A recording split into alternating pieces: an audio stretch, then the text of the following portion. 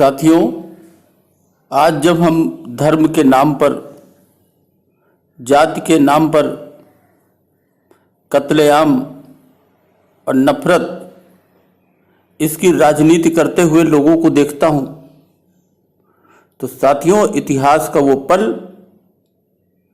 जो सन 47 में बीता, वो उसकी यादें फिर ताजा हो जाती हैं। साथियों, वहां पर हम दो लोगों का नाम लेना चाहेंगे, जिसमें पहले थे मोहम्मद अली जिन्ना और दूसरे थे जोगेंद्र नाथ मंडल। साथियों, इसी विभाजन को लेकर जिन्ना और मंडल ने एक बयार चलाई थी, और वो बयार थी मुस्लिम और दलित, भाई भाई मुस्लिम और दलित की एकता। और मुस्लिम और दलित को लेकर एक नया पाकिस्तान बनाने की चाहत और सपना लोगों को दिखलाना। साथियों, आज भी ऐसा ही कुछ हो रहा है। जिन्ना पाकिस्तान चले गए और उनकी मृत्यु हो गई, लेकिन वो अपनी कुछ औलादों को जिन्ना के रूप में जो भारत में छोड़ गए, वो कहीं कहीं अभी भी नजर आती हैं। जोगेंद्र नाथ मंडल पाकिस्तान गए विभाजन के बाद, और फिर वहां से वापस आकर भारत में गुमनामी में ही मर गए। लेकिन आज भी वो उन्होंने अपनी कुछ औलादें जो है खड़ी कर रखी हैं। तो इस प्रकार से ये जिन्ना और मंडल की औलादें मिलकर एक बार वही खेल फिर से खेल रही हैं जो सन 46 और 47 में खेला गया था। साथियों, अगर मैं आपको इसका किस्सा बतलाऊंगा इतिहास के आईने से, तो शायद आपको ज्यादा कुछ समझ में आएगा कि हुआ क्या। और इन तमाम बातों को भारत के दलितों को बहुत अच्छे से सोचना चाहिए, क्योंकि वही इतिहास फिर से दोहराया जा रहा है। अगर उन्होंने समझ लिया तो शायद अपने जीवन की, जान की और अपने समाज की रक्षा कर पाएंगे। आप जानते होंगे कि जब भारत का बंटवारा हुआ और पाकिस्तान उसका एक हिस्सा बना, तो जोगेंद्र नाथ मंडल पाकिस्तान के पहले कानून मंत्री थे, जिन्ना ने उन्हें बनाया था, और जो बनना भी चाहते थे। और यही उनकी चाहत दलितों की उत्पीड़न का कारण बना। उनकी हत्याएं हुई, उनके घर लूटे गए, उनका धन परिवर्तन किया गया, लेकिन जोगेंद्र नाथ मंडल की वो चाहत पूरी हो गई। भारत के अनुसूचित जातियों यानी दलितों के बंगाल के बड़े नेता थे, और जोगेंद्र नाथ ने मुस्लिम लीग के साथ पाकिस्तान के लिए अपनी मांग के साथ और इस उम्मीद के साथ लोगों के मन में ये उम्मीद जगाई कि अनुसूचित जातियों को इसका लाभ मिलेगा, और इस तरह से वो पाकिस्तान बना और पाकिस्तान के पहले कैबिनेट में शामिल भी हो गए थे। पाकिस्तान के तत्कालीन प्रधानमंत्री लियाकत अली खान को पाकिस्तान प्रशासन के कथित हिंदू विरोधी पूर्वाग्रह का हवाला देते हुए अपना इस्तीफा देने के बाद पाकिस्तान के विभाजन के कुछ सालों बाद वो भारत में लौट आए। तो साथियों, मंडल और भीमराव अंबेडकर, इन दोनों लोगों ने मिलकर अनुसूचित जाति संघ की बंगाल शाखा की स्थापना की थी, और स्वयं राजनीतिक सत्ता की इच्छा भी रखते थे। जब 1946 में जिन्ना के डायरेक्ट एक्शन प्लान के अंतर्गत बंगाल में दंगे फैल गए, तो उन्होंने पूर्वी बंगाल के चारों ओर यात्राएं की और दलितों को मुसलमानों के खिलाफ हिंसा में भाग न लेने का आग्रह किया, अनुरोध किया। यही कारण था कि इसके बाद भीमराव अंबेडकर जोगिंदरनाथ मंडल से अलग हो गए और वहीं दूसरी तरफ जो मंडल थे जोगिंदरनाथ मंडल, वो जिन्ना की गोद में पूरी तरह बैठ गए और यहीं से शुरू हुआ पूरी तरह दलित मुस्लिम गठबंधन का असली जिन्ना का खेल। साथियों, एक और दिलचस्प बात आपको बतला दूं जो बांग्लादेश से जुड़ी है। तब यह पूर्वी पाकिस्तान हुआ करता था। साथियों, तब के असम का एक हिस्सा था सिलहट। जब पाकिस्तान बन रहा था तो 3 जून 1947 को सिलहट को तय करना था कि वो किस मुल्क की सीमा में रहेगा। इसके लिए जनमत संग्रह कराया जाना था। इस इलाके में बराबर मात्रा में यानी हिंदू दलित और मुस्लिम थे। साथियों, जिन्ना ने मंडल को यहां भेजा, जिन्होंने दलितों के मन में उनका मत पाकिस्तान की ओर दिलवा दिया। साथियों, मंडल ने अपने खत में, जब उन्होंने पाकिस्तान के कानून और श्रम मंत्री के रूप में अपना इस्तीफा दिया, तो पत्र में कुछ, अपने खत में कुछ बातें लिखी। उन बातों का हवाला मैं यहां देना चाहूंगा। साथियों, मंडल चले तो गए,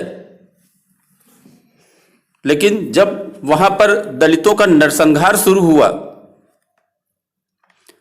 तो डर के उन्हें पाकिस्तान से भागना पड़ा। तो भागने के पहले उन्होंने जो खत लिखा, उस खत में पाकिस्तान में दलितों के हुए अत्याचार की कई घटनाओं का जिक्र उन्होंने लिखा था। उन्होंने लिखा था कि गोपालगंज के पास दीघर कुल में मुस्लिम की झूठी शिकायत पर स्थानीय लोग नमोशूद्राय लोगों के साथ क्रूर अत्याचार किया है। यहां तक कि एक गर्भवती महिला की इतनी बेरहमी से पिटाई करी कि उसका मौके पर ही गर्भपात हो गया। साथियों, उन्होंने लिखा कि पाकिस्तानी सेना ने हिंदू पुरुषों को उनकी महिलाओं को सैन्य शिविरों में भेजने के लिए मजबूर किया ताकि वो सेना की कामुक इच्छाओं को पूरा कर सके। उन्होंने लिखा कि खुलना जिले कलसैरा में कई महिलाओं का पुलिस, सेना और स्थानीय लोगों द्वारा बलात्कार किया गया। उन्होंने ये भी लिखा कि वो 28 फरवरी 1950 को जब कलसैरा में गए तो देखा यहां जगह जगह उजाड़ और खंडहर में बदल गया था। यहां करीबन 350 घरों को ध्वस्त कर दिया गया और उन्होंने तथ्यों के साथ इसकी सूचना भी दी थी। उन्होंने लिखा कि ढाका नारायणगंज और ढाका चटगांव के बीच ट्रेनें, रेलों और पटरियों पर निर्दोष हिंदुओं की हत्याओं ने उन्हें गहरा झटका दिया था। 20 फरवरी 1950 को जब वो बरसाल पहुंचे तो उन्होंने लिखा है कि वहां बड़ी संख्या में हिंदुओं को जला दिया गया, उनकी बड़ी संख्या को खत्म कर दिया गया। मधा पाशा में जमींदार के घर में 200 लोगों की मौत हुई और 40 घायल हो गए। वहां 300 लोगों का कत्लेआम हुआ। वहां गांव में शवों के कंकाल भी देखे गए। नदी किनारे गिद्ध और कुत्ते लाशों को खा रहे थे। वहां सभी पुरुषों की हत्याओं के बाद लड़कियों को आपस में वहां के मुस्लिमों ने बांट लिया था। राजापुर में 60 लोग मारे गए थे। बाबूगंज में हिंदुओं की सभी दुकानों को लूट लिया गया था। ईस्ट बंगाल के दंगे में अनुमान के मुताबिक 10,000 लोगों की उस समय हत्याएं हुई थी। उन्होंने लिखा कि उन्होंने अपने आप से पूछा कि क्या वो इस्लाम के नाम पर पाकिस्तान गए थे। साथियों, मंडल ने अपने खत में आगे लिखा कि ईस्ट बंगाल में उस समय हालात क्या थे। विभाजन के बाद 5 लाख हिंदू दलितों ने देश को छोड़ दिया। मुसलमानों द्वारा हिंदू वकीलों, हिंदू डॉक्टरों, हिंदू व्यापारियों, हिंदू दुकानदारों के बहिष्कार के बाद उन्हें आजीविका के लिए पलायन करने के लिए मजबूर कर दिया। उन्होंने लिखा कि मुसलमानों द्वारा पिछड़ी जाति की लड़कियों के साथ बलात्कार की जानकारी उन्हें मिली। हिंदुओं द्वारा बेचे गए सामान की मुसलमान खरीदारी पूरी कीमत नहीं दे रहे थे। उन्होंने लिखा कि तथ्य की यह बात थी कि पाकिस्तान में न कोई न्याय था और न कानून का राज, इसलिए वहां का हिंदू दलित चिंतित था। साथियों, पूर्वी पाकिस्तान के अलावा पश्चिमी पाकिस्तान में भी ऐसे ही हालात हैं। उन्होंने लिखा था, पंजाब में 1 लाख पिछड़ी जाति के लोग थे। उनमें से बड़ी संख्या को बलपूर्वक इस्लाम में परिवर्तित कर दिया गया था। उन्हें एक लिस्ट मिली थी जिसमें 363 मंदिरों और गुरुद्वारे मुस्लिमों के कब्जे में थे। इनमें से कुछ को मोची की दुकान, कसाई खाना और होटलों में तब्दील कर दिया गया था। उनको जानकारी मिली थी कि सिंध में रहने वाली पिछड़ी जाति की बड़ी संख्या को जबरन मुसलमान बनाया गया था और इसका सबका कारण एक था, और वो था कि हिंदू धर्म को मानने के अलावा उनकी कोई गलती नहीं थी। साथियों, पाकिस्तान में मंत्रिमंडल से इस्तीफे के बाद जोगेंद्र नाथ मंडल भारत आ गए। कुछ वर्ष गुमनामी की जिंदगी जीने के बाद 5 अक्टूबर 1968 को पश्चिम बंगाल में उन्होंने अंतिम सांस ली। साथियों, ये सब कहानी बताने का मेरा उद्देश्य यह है कि जो आजादी के पहले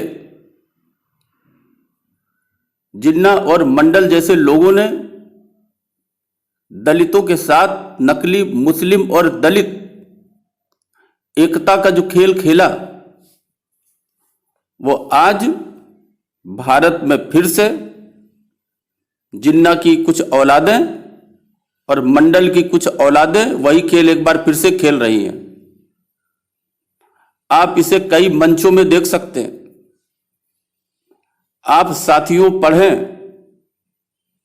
जोगेंद्र नाथ मंडल को अच्छी तरह से पढ़ें और जानें और समझें।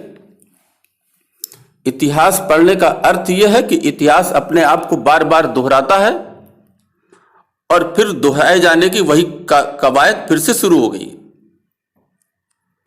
साथियों, दलितों के नाम पर आवाज उठाकर अपना राजनीतिक कारोबार चलाने वालों को ये बताते हुए आज भी डर लगता है कि देश की आजादी के साथ ही हुए बंटवारे ने दलित मुस्लिम केमिस्ट्री का पहले प्रयोग किया था, पहले भी किया था ऐसा प्रयोग, पर यह प्रयोग कितना दर्दनाक था और कितना क्रूर था,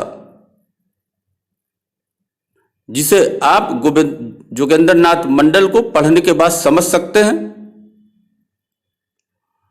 और यही कारण है कि आज कोई इसकी चर्चा भी नहीं करना चाहता। आप किसी दलित मंच पर, यह मुस्लिम और दलित एकता के किसी मंच पर आप इस कहानी को नहीं सुनेंगे, क्योंकि यह आपको नहीं सुनाया जाएगा। लोग चाहते हैं कि आप भूल जाएं। साथियों, सबको एक दलित परिवार में जन्मे जोगेंद्र नाथ मंडल के नाम से अब खासा परहेज है, क्योंकि नहीं चाहते कि लोग इसको जानें। अहम सवाल यह है कि जिस तरह आज फिर वही घिनौनी सियासत हो रही है, क्या आज के दौर में एक और जोगेंद्र नाथ मंडल पहले दलितों को फंसाएगा और जब उनकी बड़े पैमाने पर हत्याएं होंगी तो अपनी जान बचाने के लिए भारत आएगा और भारत उसको पनाह दे पाएगा? इसलिए साथियों, आप जोगेंद्र नाथ मंडल और जिन्ना की औलादों को पहचानें और इस क्रूर एकता से आप अपने आप को दूर रखें, अपने आप को सुरक्षित रखें।